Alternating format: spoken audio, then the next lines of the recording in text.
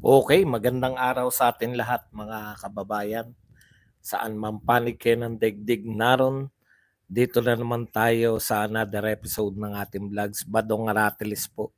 Pag-uusapan natin ngayon, ito po, no, nagsalita po ng isang, anong tawag dito, yung parang prophetic na pananalita itong si Ted Filon na marami po nagsabi ito po ay patama niya dito po sa mga senador at mga congressman, no?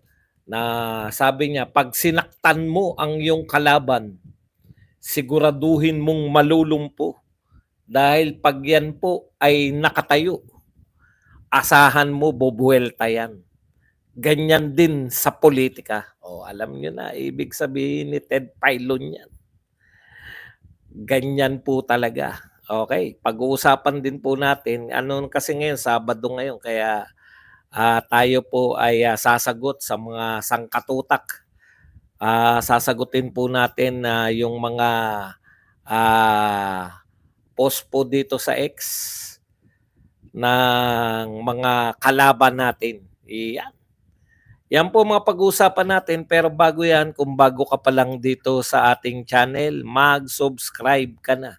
Dahil ito lang ang tayong channel na may kinikilingan, may pinapanigan, una sa balita, huli sa impormasyon, kaya ano pang iniintay nyo? Pindot na, okay, pag-usapan natin, no? O, unahin na po natin to. Sa tweet na ganito.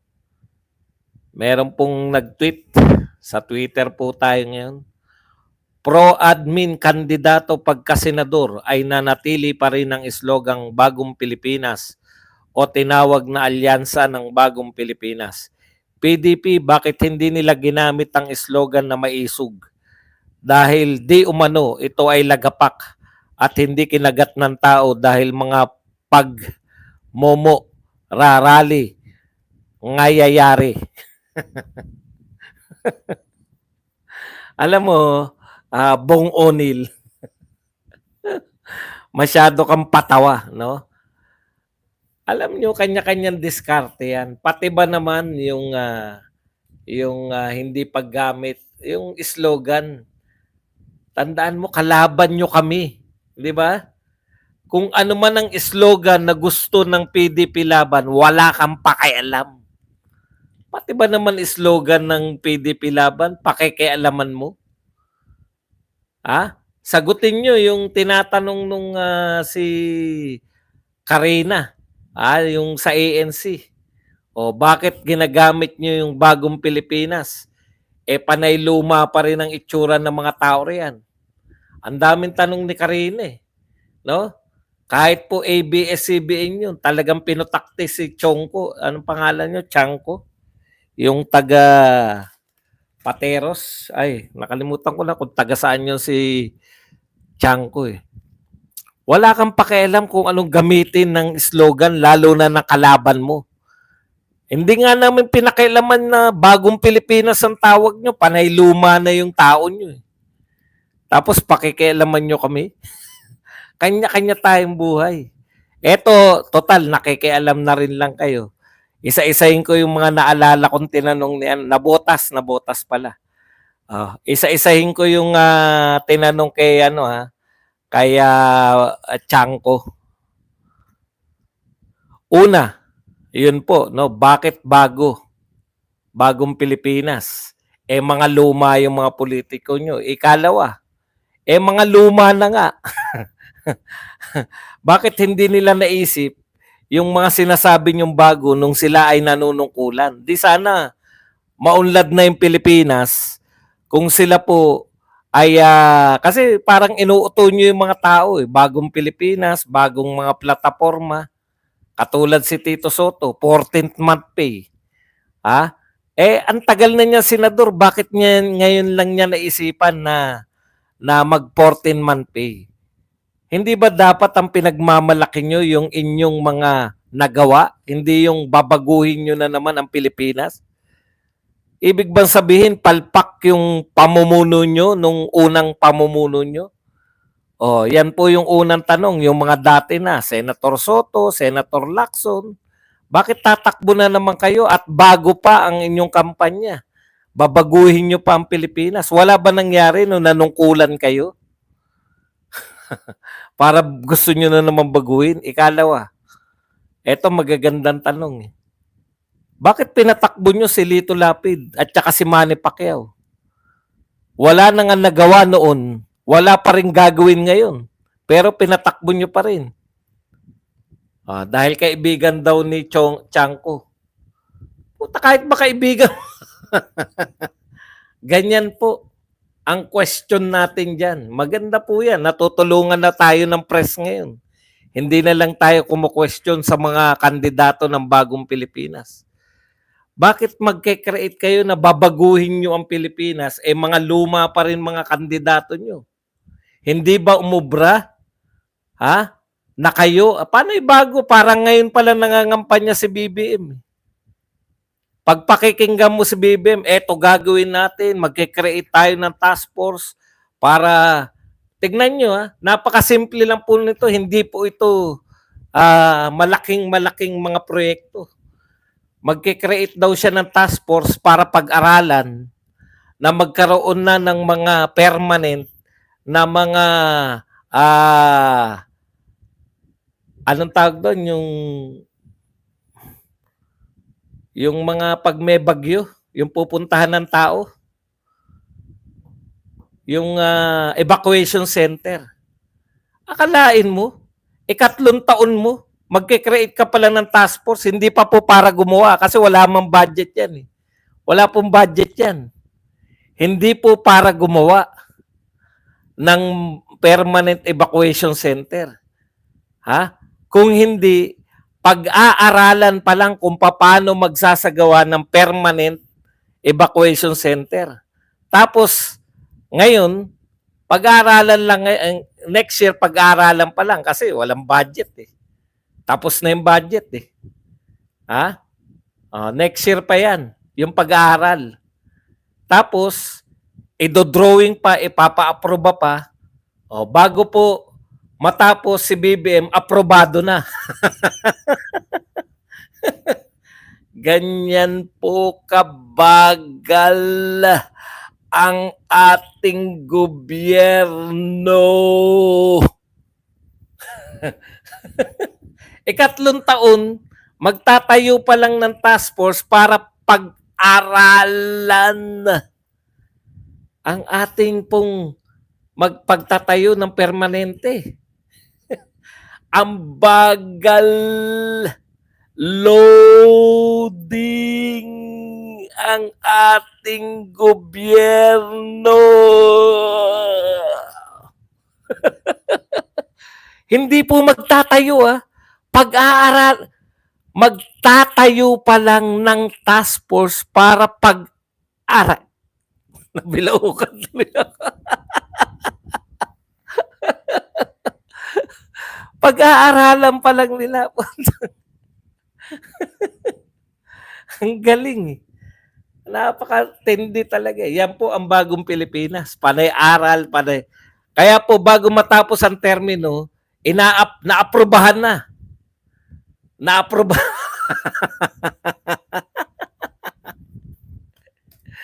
Wala talaga itong bagong Pilipinas. Sagutin niyo yung tanong, bakit niyo raw pinatakbo si Lito Lapid?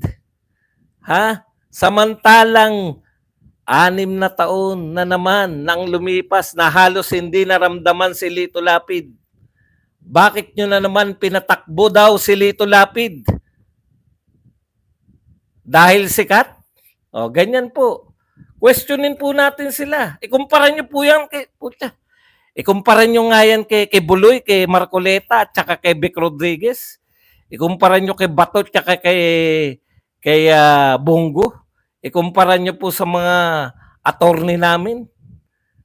Total, mga artista yung mga yan. Ikumpara nyo po, best actor yung nasa amin. Bakit daw po si Pacquiao ay pinatakbo pa? Halos wala naman ng ginawa. Nagboxing lang na nagboxing noon. Tanong to ni Karina, hindi niya naman sinabing nagboxing. Dahil mga popular, lalo na si Willie Rebellion, putya, Tinanong, ano po ang batas na ipapasa nyo? Ay, wala tayo, marami na tayong batas. Wala ko ipapasang batas. Pag nanalo ko, tsaka ako pag-iisipan. Ang pinag-iisipan ko muna, paano manalo.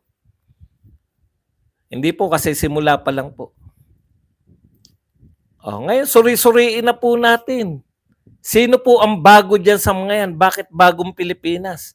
Ibig sabihin ng uuto lang kayo. Ito po, ayaw maniwala sa joke. Ito pong si Justin Manila. When will you stop making excuses for the Dutertes? Sabi niya. Rodrigo Duterte's pronouncement should not be treated as a mere jokes, as a lot actually resulted in terrible things. It was not okay when he was president and had immunity from suit. It is not okay now. Yan. Wag daw po nating i-treat. Sabi po ni Justin Manila, wag daw po nating i-treat na joke. Sige, totoo na yan. Lintik na yan, madali naman kaming kausap. Ang sinabi po ni Duterte, ang linaw para manalo tong mga to. Papatay kaya tayo ng 15 senador. Nagtawanan po ang mga tao. According po sa mga kalaban natin, according po sa mga BBM supporters, hindi yan joke, seryoso yan. Puta, seryoso pala yan. Hindi pala joke. Justin Manila. Sige na, tama ka na. Suko na kami sa inyo. Ang hirap niyong paliwanagan na joke yan. Di ba? Kahit nagtatawanan ng lahat, hindi po sa rin sila maniniwala na joke. Sige na, tama na kayo. Yan po ay hindi joke. Yan po ay katotohanan. Pinagpaplanuhan talaga yan ni Tatay Digong. Sampahan nyo na ng kaso. Kasuhan nyo na. Ayaw nyo maniwalang joke Kasuhan nyo na si Tatay Digong. Na yung kaso pong utak ng pagpapapatay sa 15 senador. Kasuhan nyo na. Murder. Bakit ayaw mong kasuhan, Justin Manila? Hindi ka nga pala senador. Ang mayroon lang palang karapatan na magkaso mga senador kasi sila yung pinagbantaan di umano. Ano ba sabi ng mga senador? Kilala na namin si Digong. Wala, hindi yan totoo. Mabulaklak lang ang dila ni Digong. Maski po yung mga sinasabing magiging biktima, hindi naniniwala. Gustong-gusto nyo sampahan ng kaso. Ano ba sabi ng NBI? Adjong. Congressman Adjong. Hindi naman ikaw ang ipapapatay. Ano? Ano ba problema nyo? Sabi ng NBI, pag may nagkaso po sa mga senador, yan, i-entertain natin. Pero kayo, anong tawag sa inyo? Meron lang kayo, meron. Tandaan po ninyo, sa Pilipinas po, kung sino po yung may problema, kung sino po yung direkta na pinagbantaan ng buhay, siya po magkaso. Justin, senador ka ba? Hindi ka senador. Baka kasama ka ron sa mga hindi natutulog. Matulog kasi kayo. Idol nyo kasi yung Pangulo nyo Matulog kayo para mapahinga kayo, ma-refresh kayo. Maligo pagkatapos, kumain sa labas. Katulad ng ginawa ko. Naligo ako, nawala yung ito pa isa. Ito naman po ang post nung nagsabing The King. Sara Duterte is a spectacle of staggering inconsistency. One day, she postures bravado, declaring she will face the process with unwavering resolve. The next, she scrambles to file a petition to shut it down. It's a masterclass of political cowardice, an embarrassing flip-top that exposes her lack of conviction and strategic depth. Tindi, no? 'Di ba? Si Sara Duterte raw po ay larawan ng inconsistency, hindi raw po consistent, no? One day, siya po ay matapang na, na nagyayabang na haharapin niya ang impeachment. Sa susunod naman na araw ay siya po'y nagkukumahog para patigilin ang impeachment. Kaya hindi siya consistent. Utot nyo.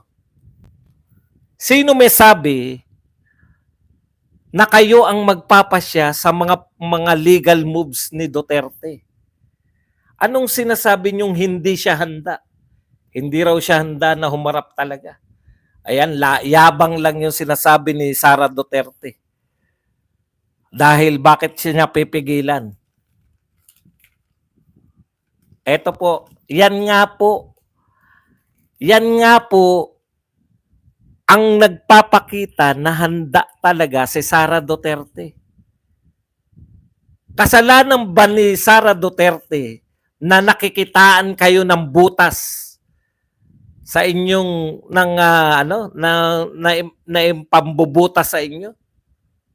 Kasalanan ba ni Sara Duterte na ang daming butas niyong ginawa sa inyong impeachment? Yan po ay pagpapakita ng kahandaan. Handang-handa po yung matatalinong abogado sa legal team ni Sara Duterte. Bakit po? Dahil nakikitaan kayo ng butas. Kasalanan ba ni Sara Duterte na hindi nyo pinasakan lahat ng butas? Na kayo ay hindi foolproof? Proof? Ano sabi ng mga kandidato ni Sara Duterte? Handa kami na mag-impeachment kung ano man ang maging pasya ng Supreme Court sa kanilang inihain. Handa sila harapin. Hindi po pwedeng kayo na nagsampa, pati yung reaction ni BP Sara, pakikialaman nyo pa. Pinapakita na kayo ang walang kahandaan. Yung kampo na nagsampa ng reklamo, walang kahandaan. Dahil nagsampa na ng reklamo, tinutokis nyo pa rin. Hindi natutokis ang Supreme Court. Tokis pa rin kayo ng tokis. Ang sinasabi nyo lang naman, takot, hindi handa, desperada. Takot, hindi handa, desperada. Sagutin nyo sa Korte Suprema. Pag hindi nyo nasagot, next year na uli ang inyong impeachment. Yan ang problema nyo. Dakdak ng dakdak sa social media. Dakdak ng dakdak sa media. Pati ang media natin, dakdak ng dakdak. Sino nagsabing inconsistent si BP Sara? Consistent si BP Sara na mapawalan visa yung impeachment nyo sa kanya. Paano naging inconsistent? Tutol si BP Sara sa impeachment, tutol si BP Sara na ma-impeach, tutol si BP Sara na tanggalin bilang Vice President. Lahat gagawin ni BP Sara. Hindi po sa inyong script ninyo. Hindi kasama si BP Sara sa stick to the plan. Hindi kasama si BP Sara sa script ninyo. Ngayon, binasag yung script nyo. Kaya nyo ba sagutin sa Supreme Court? Kaya nyo ba sagutin na yung ika-4 na impeachment ang isinalang ninyo? Ang simple lang po ng ng inireklamo o pinitisyon. Kung pang-4 na yan, mayroong una, pangalawa at pangatlo. Ang liwanag sa konstitusyon, isang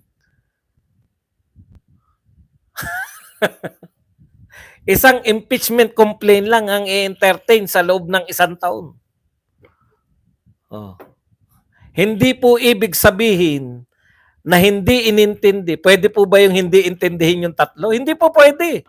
Pag may nagsampay na impeachment, dapat intindihin immediately. Dapat may gawing aksyon.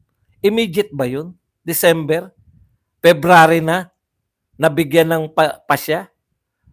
At hindi pa pinagpasyan. Yung impeachment number 1, hindi naman po pinagpasyan. Ang ibinigay sa Senado ay impeachment number 4. Kasalanan ba ni BP Sara kung ang mga congressman ay feeling nila, kayang-kaya nila na baliktarin o iayon sa kanilang pananaw yung nakasusulat sa saligang batas? Nabubutasan kayo eh. Tapos angal kayo na hindi consistent. Eh ano ngayon? Consistent pala kayo eh. Di patunayan nyo. Hindi nag-untong ano ko. Okay, punta na tayo rito kay Manong Ted Filon. Sa kanya pong sinabi, hindi po kasalanan ni BP Sara. Legal na po to. Nilegal nyo si BP Sara, ayaw nyo mag-legal si BP Sara, utot nyo. Iba na ngayon. Magdudurugan kayo. Kasalanan ba ni BP Sara na may nabubuta sa pinagagawa nyo? Kasalanan ba ni BP Sara na banban yung mga abogado nyo kumpara sa abogado niya? Hindi niya kasalanan yan.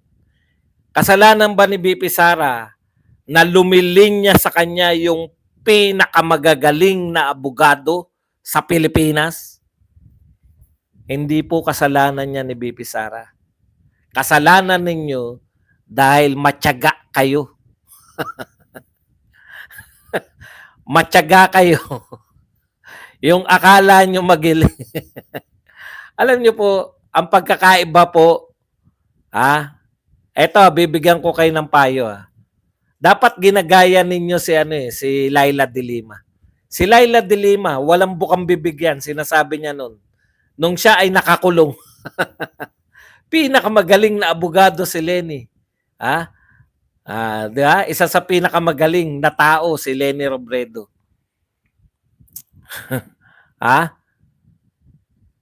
Pero iba yung salita niya. Alam niyang iba yung salita niya, iba yung ginagawa niya. Bakit?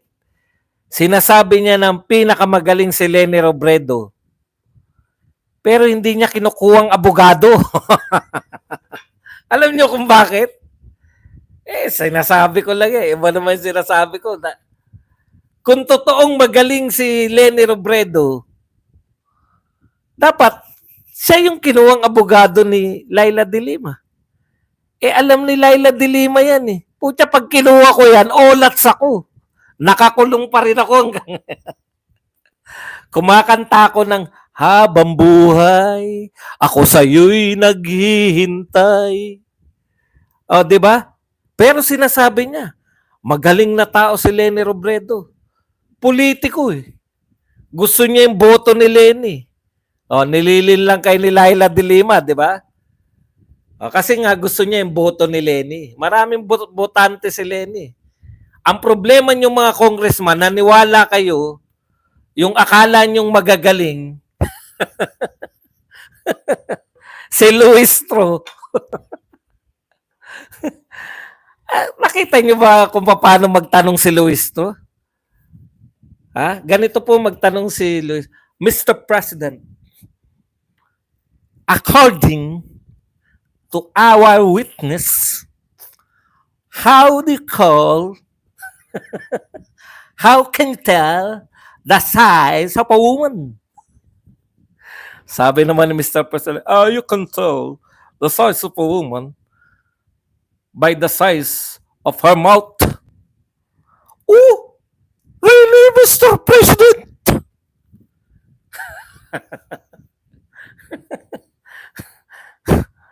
Yun yung pagkakaiba kaya survivor si Laila de Lima. Naintindihan nyo? Si Laila de Lima na-enjoy niya. Hindi. Bura. Hindi. Walang ganunan. Ano na-enjoy? Walang ganunan. Bura.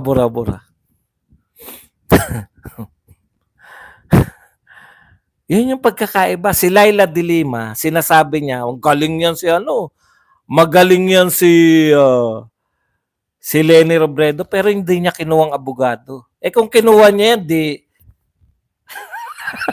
nakahawak pa rin siya sa rehas at kumakanta ng habang buhay, ako sa'yo'y naghihintay. Alam niyo yung commercial? Boysen. Habang buhay na nakabilanggo. Putya kayo naniwala kayo na magaling talaga si Luis Troy. Mr. President. Ay, hindi pala to. May kodigo. Magaling. Putya, paano yung pag-aktol na? Pwede lang yan pag may kodigo kung kontrolado nyo. Wala na nag-uusap sa ICC. Siyempre. Thank you very much kay Kali Acido na nagbigay sa atin ng 50 pesos na pangkape. Yan. Okay. Punta po tayo sa ibang tweet. Pag Sabado at Linggo po, panay tweet lang po tayo. Sasagutin natin yung mga tweet na to. Kasi matatalino yung narito sa Twitter, kaya dito ko bumabanat eh. Hindi porkit nakitaan kayo ng butas sa batas, hindi nahanda yung si BP Sara, kundi yan po ang pagpapakita na handa ang kanyang legal team na kutkutin ang butas na di nyo natapalan. Kukutkutin namin lahat ng butas na di nyo natapalan para kayo magnak-nak. Masarap kumain yan. Ito na po tayo kaya Manong Ted Filon. Maganda tong sinabi ni Manong Ted Filon. Parang alam na natin to lahat. Pero mas maganda talaga pagka si Manong Ted Filon na nagsalita. Pakinggan natin. Yan. Maminsan-minsan nakikinig tayo. Imagine niyo na lang po yung itsura ni Ted Filon habang sinasabi niya to kay Baby. DJ Chacha. Baby pa tawag. Si Manong Ted Si Manong Ted Filon, wag niyong ano yan Nung tinanong po si Rosana Roses, si Osang, nung tinanong po sino ang pinakamagaling sa lahat ng mga nakaniig niya, si Ted Filon. Tuwan-tuwa pa, sinasariwa ni Rosana Roses. Tuwan-tuwa pa eh. Kaya pala masayang-masaya lagi si Baby DJ Chacha. Kapag yan ay hindi lang maganda boses. Kapag magaling pa si Ted At talagang ano raw, no? Talagang busog na busog si Ron. Pakinggan po natin. Matulis ka pala, Manong Ted, Rosana Roses, kami ano lang namin to si Rosana Roses eh. Pantasya lang namin. Ikaw pala natikman mo.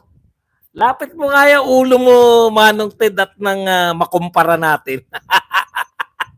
Manong Ted, lapit mo yung ulo mo, maikumpara ko nga rito. Kung totoo yung sinasabi ni Rosana Roses, at ang hindi niya raw nagustuhan, sabi ni Osang, ay si Senator, itago natin sa pangalang Senator RP.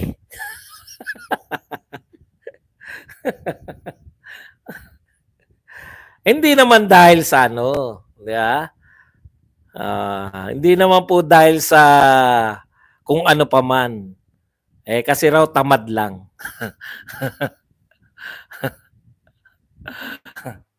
Opo. Mababaw po talaga ako. Tamad lang daw. Hindi naman po sa ganun talaga, putya.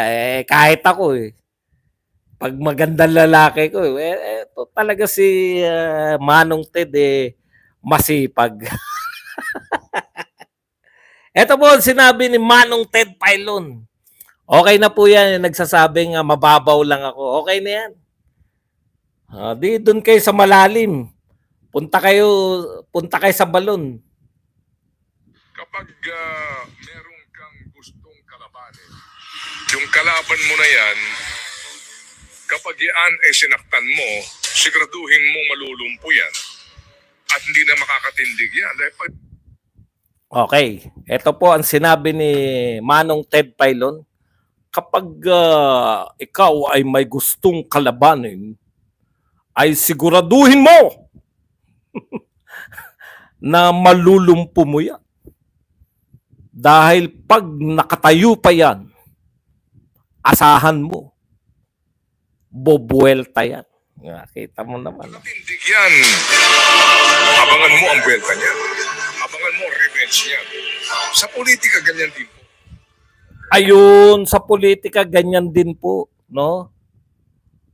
Ito po, actually, kay BP Sara to. Kayo pong walang tigil na bumibira kay BP Sara. Ha? Ayon po kay Manong Ted Filon na number 1 sa performance level ayon kay Osang. Si DJ Chacha kaya eh. Nagkasukatan na kaya sila ni DJ Chacha? Ayan ha. Siguraduhin yung hilahod na. Siguraduhin yung gumagapang na at wala nang kakayahan, no? Once na makabangon po si BP Sara sa ginagawa ninyo, pasensya na po kayo. Hindi, yun si Joel Sobel Reyes, mukhang banban. Mukhang banban po. Ano ngayon kung may asawa, hindi ko naman tinatanong kung kasama nila yung asawa nila. Ang tinatanong ko kung silang dalawa ay nagkasukatan na. Kayo naman, no? Bakit dati na ba? Alam ko dati dalaga pa yan eh. Hindi ba sila naging magkarelasyon bago nagkaasawa? Pwede naman po yun. Hindi ko naman sinabi na nung may asawa. Di ba? Ibig sabihin nung dalaga pa. Sa husay ba? Sa husay. Ang ganda kasi ng boses, no? Magandang boses ni Ted Filon. Kat, thank you very much. Sa 50 pesos. Wala po kung ano ron. Hindi po, wala po malis yun. Hindi ko, kala ko nga magkarelasyon sila dati. Hindi ko po inaano yun. Pwede naman yung bakit ano nyo naman. Ibig ba sabihin, nagkakilala sila, may asawa na kagad si DJ Chacha? Okay. Ang point ko lang mga kapatid, no? Tama yung si Ted Filon. Siguraduhin nyo lang. Para po magkaroon kayo na ideya kung ano ang mangyayari sa mga to. Kaya alam ko, yung sinasabi nila reverse eh. Nire-reverse psychology nila eh. Takot si DJ Chacha. Hindi yun si DJ Chacha. Takot si BP Sara. Desperado. Yun po ang nararamdaman nila. Kayo ang tunay na desperado. Bakit? Wala pa po ha. Nasa kapangyarihan pa kayo ha. Imagine. Nasa kapangyarihan pa po si Speaker Martin Romualdez. Nasa kapangyarihan pa yan sila Saldico, sila Dalipi na yan. Si Kimbo, nasa kapangyarihan pa sila. Pero sinasampahan na sila ng kaso ng mga kaalyado ni BP Sara. Nakukuha po ninyo. Magkaroon lang po ng pagkakataon. Kaya nga po si BBM, yan pong araw-araw na pangangampanya ni BBM. Yan po ang desperado. Ganyan po yung pwede natin i-consider na desperado. Sila po, hindi po si BP Sara. Kasi napunan nyo ba, wala naglalabas ngayon ng presidential survey? Iniiwan sila tsak ni BP Sara sa presidential survey. Pwede na po kasi yan eh. Pag kayo po nagpa-survey, rider na po yun eh. Hindi naman po isa-separate nyo pa. Isahan na lang po yan. Eto mga gusto kong tanong. Pag nagpa-survey, para isang bigayan na lang. Pero, yan lang ha, yung senators lang ang ilabas mo. Huwag yung iba kasi lugi ako dyan eh. Yan po yun. Kaya yan, tsak, pinapa-survey na nila yan. Isang tanong lang yun eh. Sama na yan sa mga para makatipid. Bakit po wala naglalabas? Bakit po wala naglalabas ng survey ni BP Sara? Nangunguna tsak yan. Ngayon, kung ang mga kadikit niya si Tulfo, madali pong kalaban niya si Tulfo. Pag priniyekto po yan ni Martin Romualdez, is either kumampi ka sa akin o mawawala ka sa politika. Yan po yan, madali po yan. Wala lang pumapatol kay Rapitol po ngayon. Pero madali pong ano yan sa politika. Sa tingin ko lang Hindi tayo ang gagawa nun kasi siyempre BP Sara tayo, number 1 na yan. Kaya po ngayon pa lang may kakayahan na yung mga alyado ni BP Sara na sampahan sila ng mga reklamo. Paano pa pag naupo si BP Sara? Paano pa pag wala na silang power? Kaya po takot na takot yung mga yan na makabalik yung mga Duterte sa Malacanang. Mauulitan na naman yung pamilya na yan na lahat ng katakot-takot na kaso na naman ang aabutin ng mga yan. Kaya ginagawa nila yung paraan ngayon lahat. Kasi hodang mamigay lang tayo ng ayuda. Yung iba, pangarap na lang sabihin natin, pangarap namin magkaroon ng permanente. Pangarap namin bumaba ang presyo ng bigas, etc. etc. Pero tama po yan. Imagine niyo kung gaano katapang tong mga Duterte na to. Hindi sila natinag. Halos lahat ng congressman kalaban nila. Hindi sila natinag. Halos lahat ng gobernador, mayor, kalaban nila. Hindi sila natinag. Paano pa pag nasa power na uli sila? Imagine. Hindi kinuha ni Laila de Lima Hindi kinuha ni Laila de Lima si Leni Robredo na abogado kahit pinupuri niya lagi. Matalino Ayaw niyang maging habang buhay. Habang buhay. Kayo, paano sinagot ni Luis Ro? Well, how can you tell the size of a woman? Mr. President, how can you, Mr. Chair, how can you tell the size of a woman?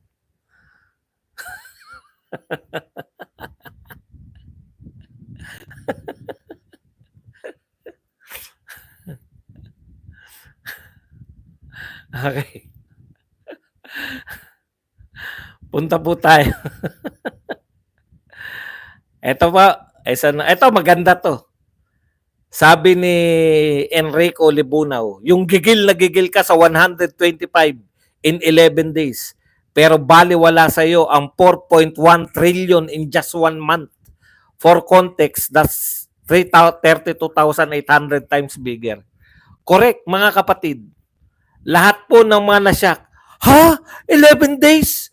Ginastos yung 125 million? Bakit wala po nagsasabi, 4.1 trillion in 1 month? Tanong ko po sa inyo, yung mga magugulatin, sino ang hindi consistent? Bakit hindi kayo nagugulat dito? Ginastos ni Marcos, 1 month, 4.1 trillion. Ubus na raw sabi ni Vic Rodriguez. Nagulat ba kayo? Hindi kayo nagulat?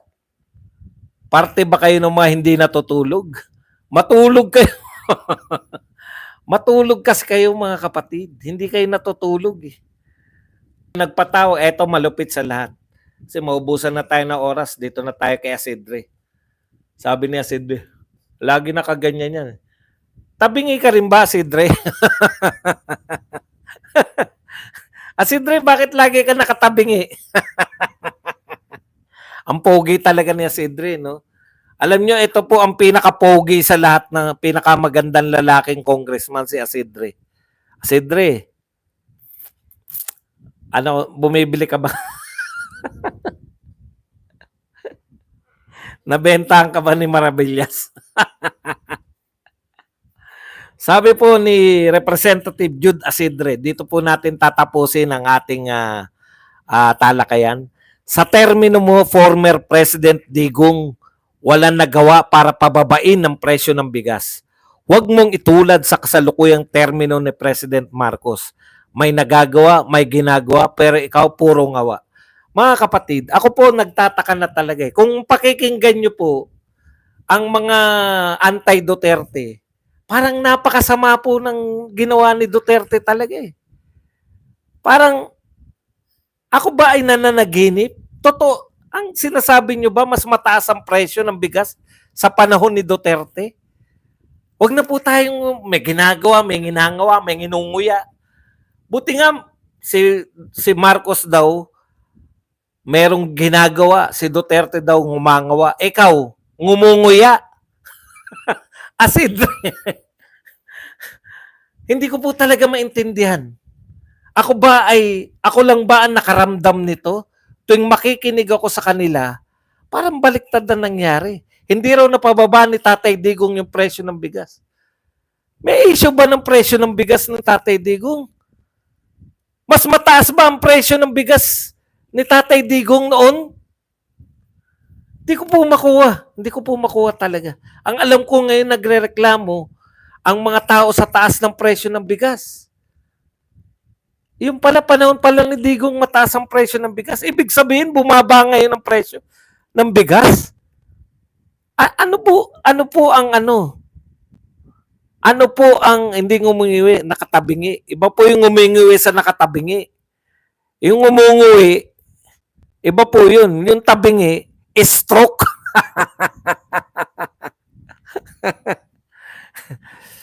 kayo nga po baka ako nananaginip eh. Baka talaga ang sama-sama ng panahon ni Tatay Digong for 6 years. Masyado lang ako nakalutang. Mahal ang presyo ng bigas, matindi ang krimen. Talaga ba? Wala nagawa si Digong para panayngawa. Ano yung dinadaanan kong Skyway? Ano yung dinadaanan kong Sisilix? Ano yung dinadaanan kong tulay? Talaga bang mataas ang presyo ng bigas noon kaysa ngayon? Pilipinas! Game ka na ba? Yan lang po ang ating kayo na po, nalilito na po ako eh. Pasensya na, nalilito na po ako kung ano po ang katotohanan. Kung pakikinggan mo kasi sila, laganap ang krimen noon, no? Wala nagawa si Digong, ngayon daw ang dami nagagawa. Talaga ang dami. Pinagmamalaki nyo nga, poste pa lang.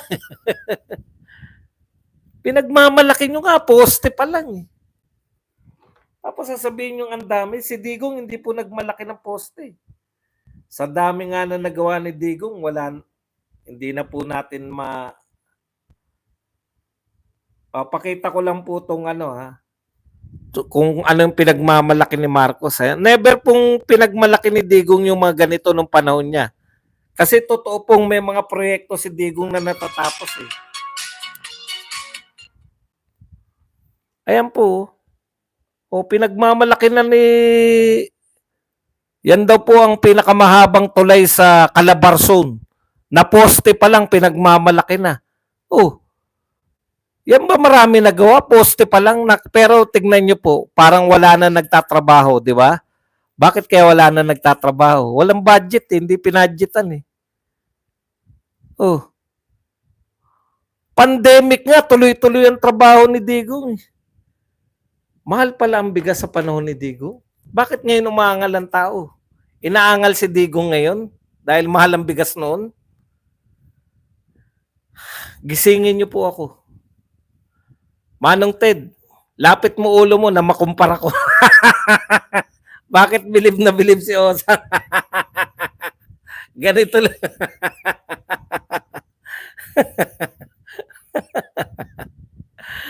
Basa na po tayo ng inyong mga komento. Pwede na po kayong magtanong, pwede po kayong